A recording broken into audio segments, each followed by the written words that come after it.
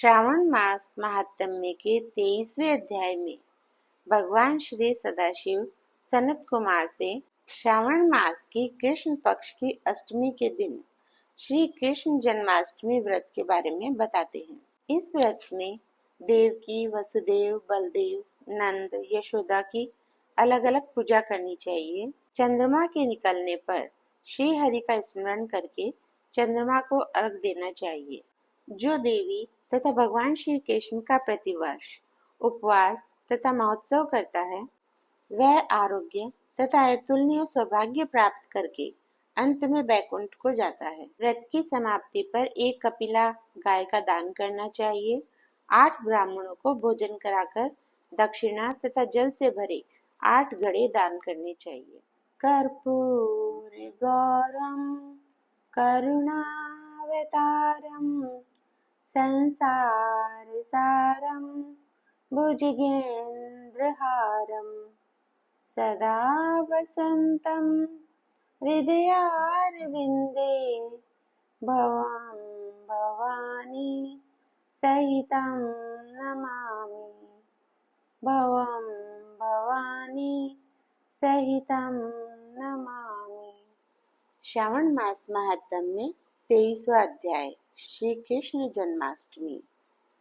भगवान शंकर जी सनत कुमार जी से बोले, श्रावण मास की कृष्ण पक्ष की अष्टमी के दिन वृष राशि के चंद्रमा में अर्धरात्रि के समय इस योग के आने पर देवकी के गर्भ से भगवान श्री कृष्ण का जन्म हुआ था, परंतु सिंह राशि के सूर्य आने पर इस महोत्सव को मनाना चाहिए।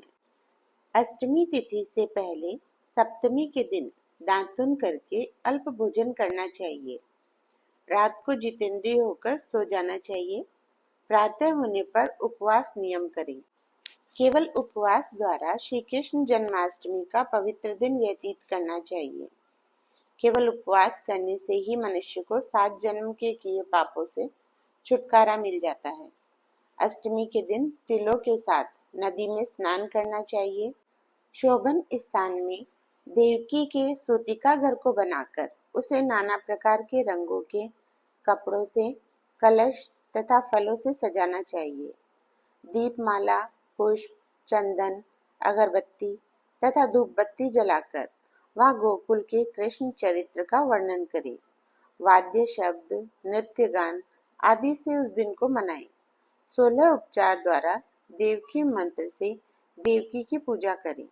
सतत वेणु, वीणा, निनाद सहित गायन आदि से किन्नरों द्वारा स्तुति की जाती हुई तथा श्रृंगार, दर्पण, दूर्वा, दधि, कलश धारण किए किन्नरों से सेवित अपने निवास स्थान पर खूब प्रसन्न मुख देव माता देवकी कृष्ण के सहित वसुदेव के साथ चारपाई पर लेटी हुई दिखानी चाहिए। सब पाप नाशार्थ आदि में प्रणव तथा अंत में नमः जोड़कर चतुर्थी अंत युक्त अलग अलग नाम कीर्तन पूजा करनी चाहिए। देवकी, वसुदेव, बलदेव, नंद, यशोदा की अलग अलग पूजा करनी चाहिए।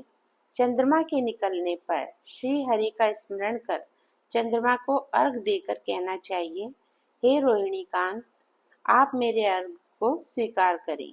श्री कृष्ण अष्टमी का व्रत 1 करोड़ एकादशी के व्रतों के तुल्य होता है। इस प्रकार रात को पूजा करके नवमी को प्रातःकाल देवी भगवती विंध्यवासिनी का कृष्ण तुल्य महोत्सव करना चाहिए।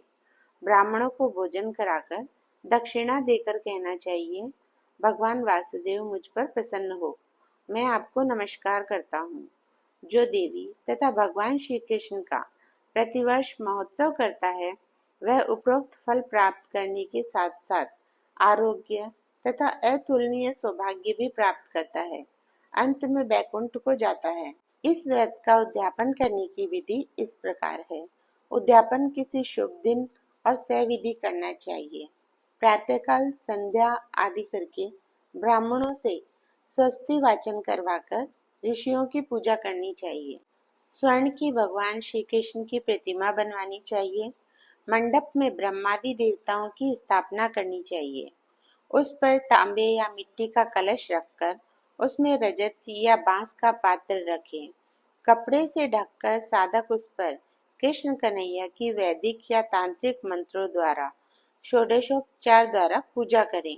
शंख में गंगा जल, फल, फूल, चंदन रखकर नारिकेल फल युक्त कर भूमि पर घुटने टेक कर कहें, हे गोविंद, आपका अवतार कंस के वध के लिए तथा भूमि का भार कम करने के लिए हुआ है।